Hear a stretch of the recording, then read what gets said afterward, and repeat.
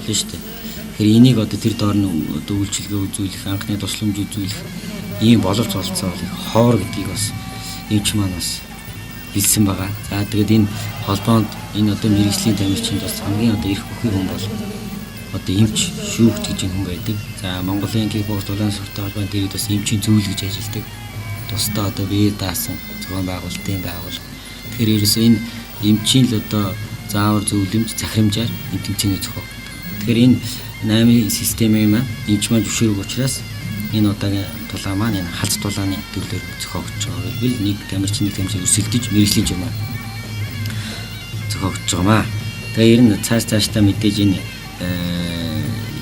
ийм төрлийн сонирхолтой тулаануудыг тогтмол зохион байгуулж энэ залуучууд хүүхдүүд тулаан спортоор хичээлж байгаа тамирчдын ур чадварыг одоо сайжруулах үнэхээр шаардлагатай байгаа. Тэгээ энэ тэмцээн ч гэсэн тамирчид үнэхээр их туршлага суулгасан, шүүгчдэд туршлага суулгасан, үзэгчдэдээс их сонирхолтой танин мэдхүүд асар их зүйл өгсөн, спортоор хичээлхийг уриалан дуудсан, спорт хичээлэгчдийг бас олон болгоход их төлөв зүзүүлсэн ийм сайхан тулаан болсон гэдгийг бас дурдж хэлье. За мөн энэ тулааны маань бас энэ мэдээллийн төвчээр ажилласан байгууллагуудаа бас талархлаа хэлье.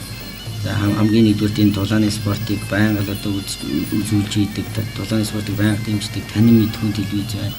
За 100-ны мэдээ сонин, өнөөдрийн Монгол сонин. За мөн одоо энэ тулааны туршид одоо энэ тулааны талаарх бүх одоо мэдээлэл, бичлэг бүхий зүйлийг одоо тавьж нийтэд одоо толиулсан www.cig evidence cig-мэн гэдэг энэ портал сайт байгаа. За энэ сайт маань бас тун удахгүй энэ тулааны одоо сонирхолтой эсвүүдээс бас энэ сайт дээр бас тавина. За мөн манай холбооны бас энэ блог бас ажилладаг байгаа. Нодрог блог цэг банжиг цэг нийт гэдэг энэгээр ороод бас энэ залуу тамирчдын бичлэг, сонин хачин, зураг бас үзэж сонирхож гэж болдог байгаа.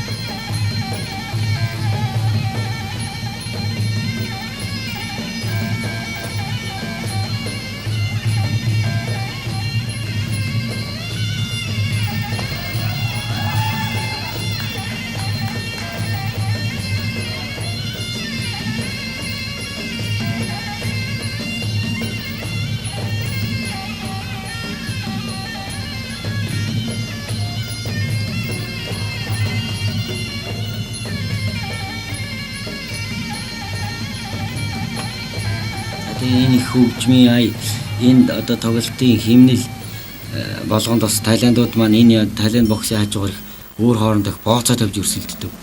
Тэгээд энэ бооцооны одоо энэ үйл процесс, үйл ажиллагаатай уялдуулаад энэ тамирчдын бас энэ тулалдах арга барил, тактикийн хувьд их өөрчлөлт ордог юм байл л дээ. Яг Тайландд бол тэгээд энэ залуу тамирчид маань бол Тайландын тэр одоо том стадион зохиогч байгаа бүх одоо мэрэгжлийн тулаануудыг үзэж сонирхсан. За мөн одоо Тайланд улсын үндэсний шигшээ багтаа бүтэн 3 сарлт хийсэн байгаа. 10 хоноо л ерөөсөө нэг спарринг сорилт тэмцээн хийж идэв. Тийм үү Азийн тулааны спортын агадгаар наадам Мегмар сүр маань муртай буш кикбоксing дүрмээр өрсөлдсөн байгаа. За мөн Тунгадахгүй бас Азийн танкны наадмын 3 дугаар наадам болох гэж байна. Энэ наадамд бас энэ Мегмар сүр маань кикбоксing 51 кг хэмжээнд өрсөлдөн. Тэгээ энэ удаа бол бас түр хийсэн би локкикийн төрөл бас Азийн наадмын хөтөлбөрт багтсан. Энэний одоо 51 кг хэмжээнд манай Мегмар сүр маань одоо локкикийн төрөлд өрсөлдөх байгаа. За тэ мэдээж энэ 91 он төрсэн энэ залуу тамирчин маань сүүлийн үед ур чадвар богино хугацаанд өсөж байгаа. Энэ наадамд бас оролцоод бас медалийн одоо бодлого тамирчдын тоонд бол зөв өсөр орж байгаа.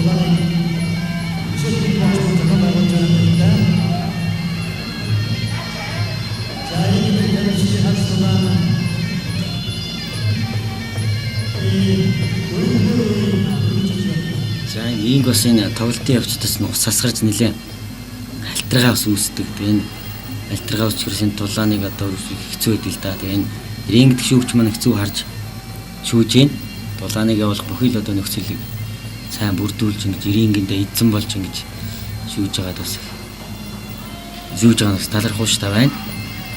За тэгээд энэ хоёр тамирчны ур чадварч гэдэг юм уу ер нь тэнцүү ийм сайхан байсан. Нөгөө талаас 51 би ч өөрөө хөнгөн жингийн тамирчин байсан учраас онцлоод байна л да. Энэ одоо 51 кг жингийн хөнгөн жингийн тамирчдын бие бэлтрээ хөгжил одоо үед ямар их өндөр хөгжиж ингэж байгааг бас эндээс харж болохоор байсан. Тэгээд тулааны одоо 3 дугаар үе явж байгаа. Тэгээд энэ мотобокс бол одоо 3 минутаар одоо 5 үе ингэж өрсөлддөг. Тэгээд одоо кикбоксоос бол тулааны бол нягтрал их бага. Өөрөлдвөл ганц 2 хүчтэй одоо 1 элсэн 2 элсийн тоглооны хөлбөр ингэж явагддаг юм байгаа. За сая мягмас хөрөнгийн хөлийн цогцолтууд их амжилттай болсныг харж байна. За тэгээ айл ал нэг төвчээртэй ийм одоо тамирчд байна.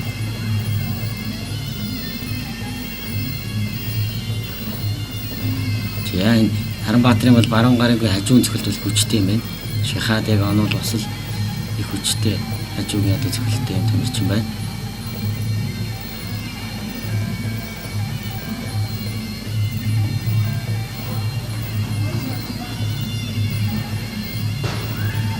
За энэ халтаргаатай байна. Тэгээ шүүгчийн одоо сая их авхаалцсан харагдлаа шүү дээ сая. Энэ их адреналин эксцент юм аа. Энэ их одоо анхаарал төвлөрчийн тамирчид бол энэ рингэнд юу ч ихс уцахгүй шүү дээ. Тэгээ сая унс үе довтлогоо хийх хооронд бас саруул манус самбаа гарах шүүгчийн самбаа гаргаж ингэж шүүж байгаа. За энэ баруун хөлийн хажуу цэцгэлт их амжилттай болоод энэ Наранбаатарын үед их цохилтаад их төвчээртэй тамирчин байсан.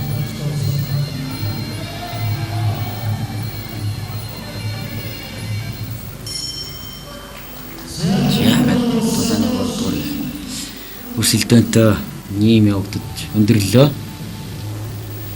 За тэгээд амралт бол 1 минут, 3 минут өрсөлдөөд 1 минут амраад ингэж явдаг. За яг одоо люмпинич гэдэг юм раж дамнион гэдэг энэ өндөр зэрэглэлтэй энэ мото ордонгуудад бол тамирчид 3 минут өрсөлдөөд 2 минут амардаг юм билээ.